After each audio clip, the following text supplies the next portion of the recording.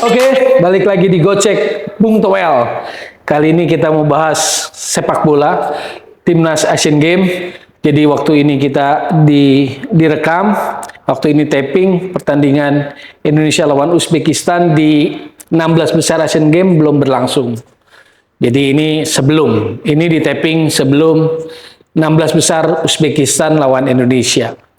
Nah, yang saya mau bilang, yang saya mau cerita atau sudut pandang saya adalah seperti ini. Kemarin begitu Piala Asia U23 lolos ke putaran final Piala Asia, semua gemuruh. Indonesia sudah level Asia. Indonesia sudah level Asia. Nah, Asian Games ini juga level Asia, tapi ternyata performa timnas kita melempem, nggak mengesankan. Artinya nggak ada konsistensi di situ. Kemarin gemuruh, kita sudah level Asia, masuk pada event Asia lagi, nggak ada konsistensi. Penampilannya tidak mengesankan, gitu loh.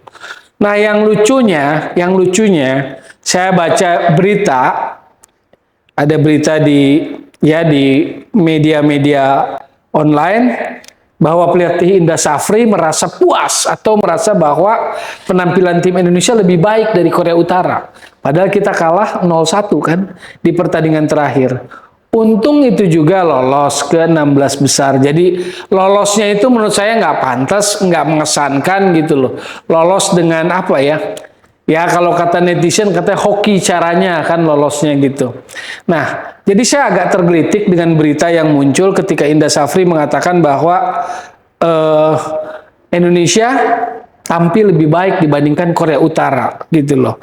Ini ada jejak digitalnya beritanya gitu loh. Meski kalah dari Korea Utara, Indra menilai permainan anak-anaknya lebih baik katanya begitu.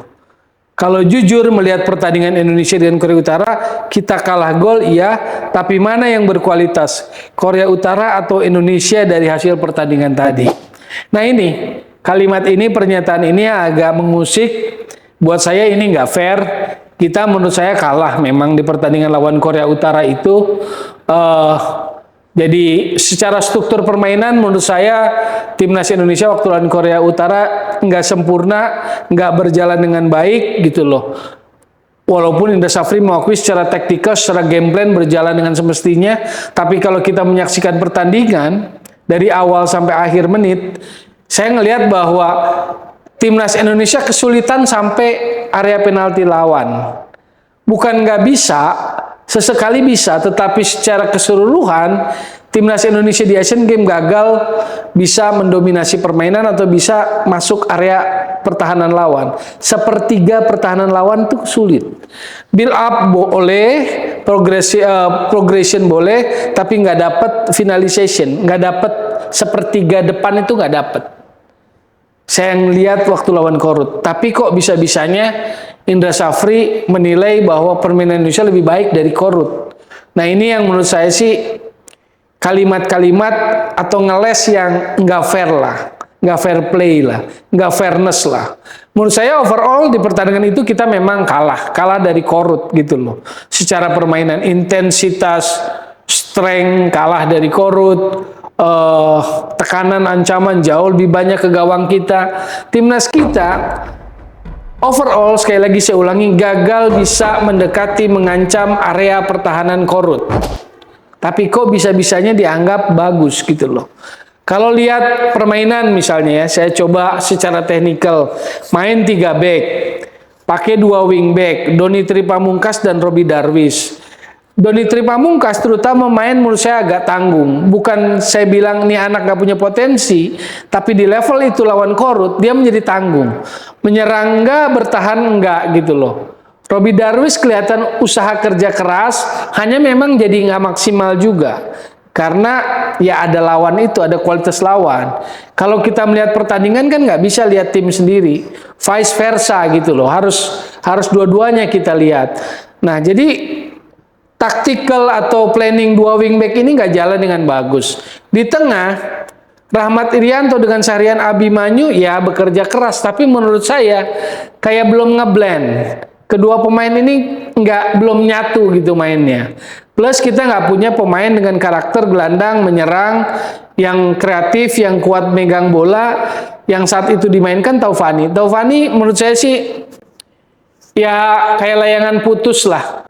Banyak bergeraknya aja tapi fungsinya nggak terlalu banyak. Akibatnya apa? Ramai Rumakik dan Egy Maulana Fikri nggak banyak supply bola. Atau link up play-nya nggak ada yang nyambungin. Nggak ada yang nyambungin dari tengah ke depan. Karena Tovani gagal menjadi, atau memang bukan kapasitasnya menjadi pemain nomor 10, kreator serangan, punya karakter yang, atau punya sifat kreativitas yang kuat. Karena kalau di kelompok umur ini memang harus diakui bahwa hanya dua pemain yang kuat jadi pemain nomor 10, kuat pegang bola, kuat sebagai gelandang serang, yaitu Marcelino dan Beckham Putra. Yang dua-duanya nggak dibawa ke Asian Games, kan begitu.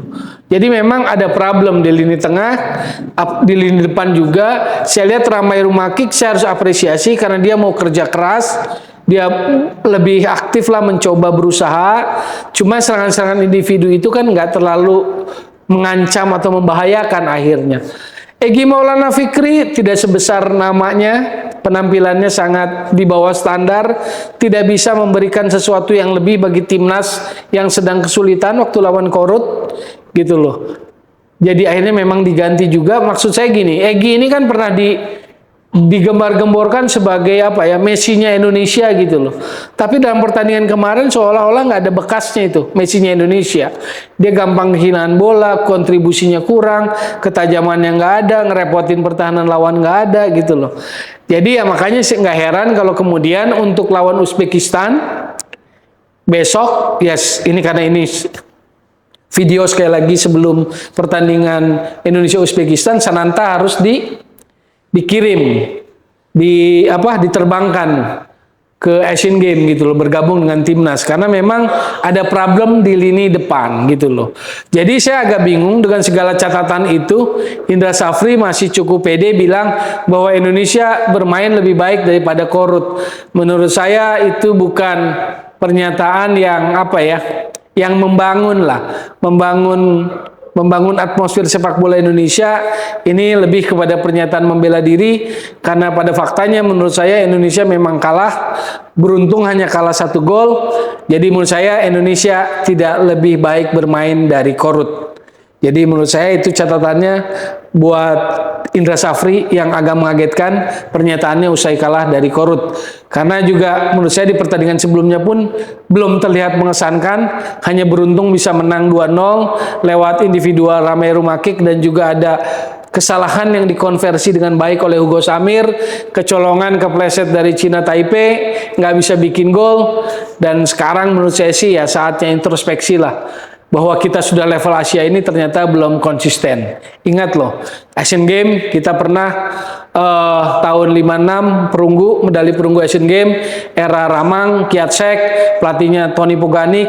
Lalu 86 kita pernah semifinal, era pelatihnya Berce, pemainnya Robbie Darwish, almarhum Ricky Yacob, Sutrisno, itu semifinal kita main di Seoul Asian Games. Nah, sekarang kita ada di Asian Games lagi, tapi kelihatannya sangat berat untuk lolos dari babak 16 besar.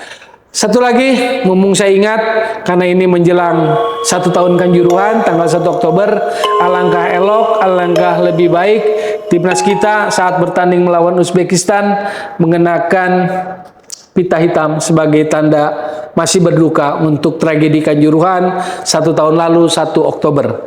Jadi ini sih harapan saya sebagai insan bola, semoga timnas mengingat tragedi itu yang masih membayangi sepak bola Indonesia, dan waktu lawan Uzbekistan timnas Indonesia di Asian Games mengenakan ban hitam atau pita hitam saat bertanding di Asian Games lawan Uzbekistan. Jadi itu saja catatan saya terkait timnas Indonesia di Asian Games. Sekali lagi, jadi solusi bukan polisi sepak bola, dan tetap digocek Bung Toel.